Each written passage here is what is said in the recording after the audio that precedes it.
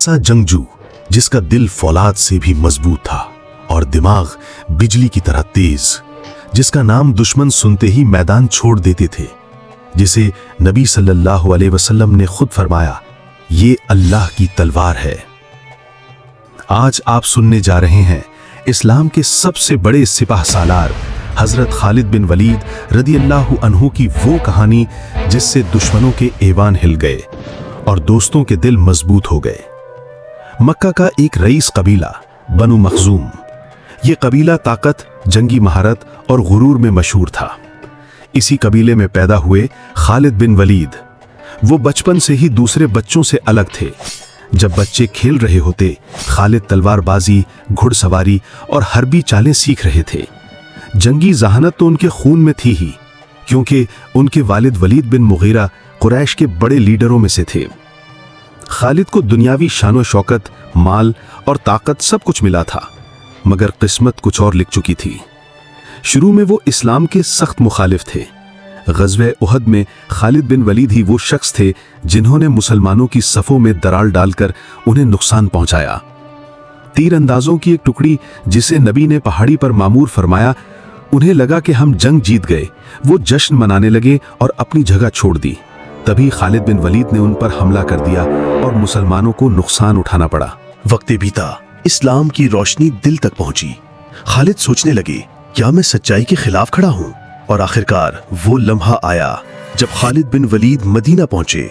उसी वक्त नबी करीम सल्लल्लाहु अलैहि वसल्लम ने उन्हें देखकर फरमाया, खालिद, तुम अल्लाह की तलवार हो। हुजूर को इस बात का पहले से इल्म हो चुका था कि खालिद एक ना एक दिन जरूर सच्चाई को अपनाएंगे। इसीलिए वो उनके भाई जो इस्लाम ला चुके थे पूछते थे कि खालिद इस्लाम लाने में इतनी देर क्यों कर रहा है। जवाब में वो कहते कि खालिद हक की तरफ माइल हो रहा है।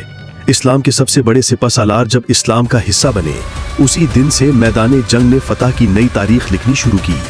क्या आपने किसी ऐसे वॉरियर का नाम सुना है जिसने 100 जंगें लड़ी हों और एक बार भी शिकस्त न खाई हो? आज हम जानेंगे वो जंगें जिन्होंने दुनिया का नक्शा बदल दिया और जिनकी क़यादत की सैफुल्लाह हजरत खालिद बिन वलीद रजी अल्लाह ताला अन्हु ने। ग़ज़वा मुअत्ता, सिर्फ 3000 मुसलमान और सामने 2 लाख रोमियों की फौज। ये वो दिन था जब इस्लामी लश्कर मुश्किल में था। 2 सिपा सालार शहीद हो चुके थे और फिर खालिद ने कमान संभाली, जंग की चालें बदली, रिट्रीट का प्लान बनाया और लश्कर को बाहिफाजत निकाल लिया। इसी जंग में वो सैफुल्लाह कहलाए। अबू बकर के दौर में इस्लाम को अंदरूनी फितने का सामना था। मुसैलिमा कज़्ज़ाब ने नबूवत का दावा किया। खालिद ने लश्कर तैयार किया। शदीद जंग हुई, हजारों शहीद हुए, मगर बातिल को खत्म कर दिया गया। खालिद ने तकरीबन 100 प्लस जंगें लड़ी, कभी शिकस्त न खाई। उनकी क़यादत में रूमी सल्तनत, बाइजेंटाइन अंपायर को शाम, यरमूक, दमिश्क, हिम से बाहर निकाला गया।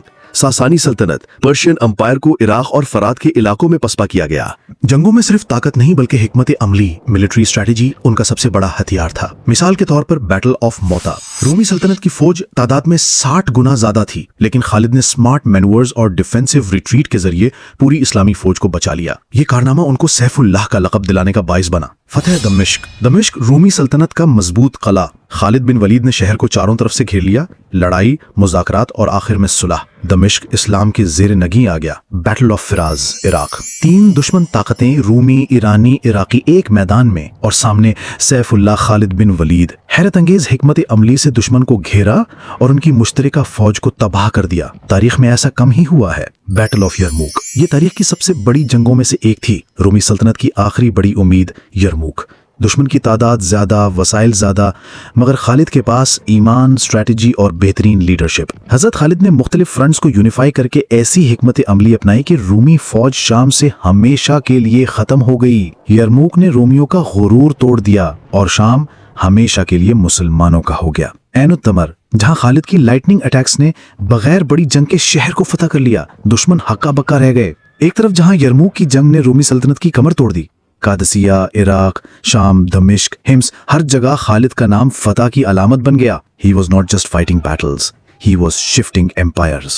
लोग कहते थे खालिद को एक रात का वक्त दो, वो कल का मैदान जंग जीतने की तदबीर कर लेगा। कभी शिकस्त न खाने वाला सिपा सालार कभी अपनी तारीफ में मगरूर ना हुआ। वो हमेशा कहते, फतह अल्लाह देता है, मैं तो एक सिपाही हूँ। खालिद बिन वलीद की जिंदगी सिर्फ तलवार नहीं थी, वो एक अजीम लीडर, सहाबी और सादा इंसान थे। कामयाबियां बड़ी थीं, लेकिन उनके दिल में ना गुरूर था ना दुनिया की ख्वाहिश, बस एक ही अरमान था, शहादत और शहादत। जिस्म जख्मों से भरा हो मगर दिल खाली था। एक बार हजरत उमर ने उन्हें ओहदे से हटाया। खालिद ने चुपचाप उनकी बात मानी, एतराज ना किया, क्योंकि वो ओहदे के लिए नहीं, अल्लाह के लिए लड़ते थे। उन्होंने इस्लामी सल्तनत को वसीयत दी मगर कभी अपने नाम का परचम ना बुलंद किया। He was a man of action, not attention. वो दिन भी आया जब वो बिस्तर पर बीमार थे, जिस्म जख्मों से भरा हुआ था, लेकिन वो जख्म मैदान जंग के थे और मौत बिस्तर पर आ रही है। खालिद रो पड़े और कह रहे हैं, मेरे बदन पर कोई जगह ऐसी नहीं जहां तलवार, नेजा या तीर का जख्म ना हो, मगर मैं बिस्तर पर मर रहा हूं।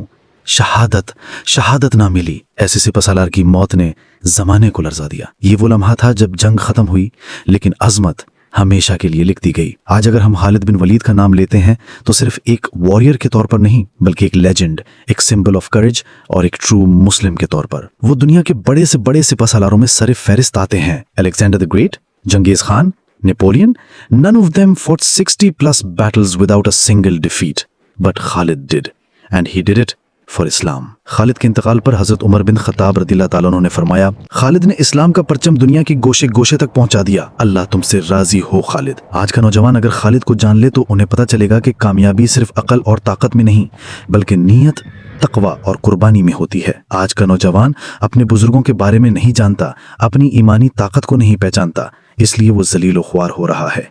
जरूरत है कि हम सब अपनी तारीख को जानें और ज्यादा से ज्यादा इस वीडियो को अपनी फैमिली मेंबर्स और दोस्तों को शेयर करें, क्योंकि जो कौम अपनी तारीख को भूल जाती है, तारीख उसे भुला देती है।